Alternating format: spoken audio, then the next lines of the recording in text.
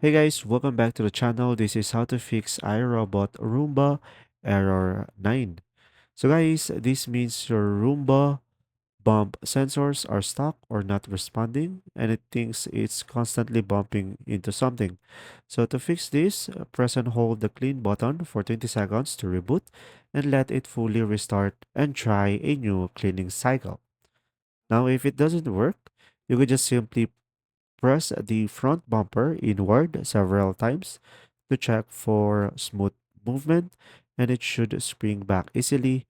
And if not, it may be stuck. So just simply clean around the bumper. Use a soft cloth or compressed air to clean out dust, hair, or debris between the bumper and the body. Now, another option is just simply place Roomba in an open area like the middle of the room and start a short cycle to see if the error reappears. And now, if any of these doesn't work, just simply contact the iRobot Roomba support to fix the issue. There you go. See ya.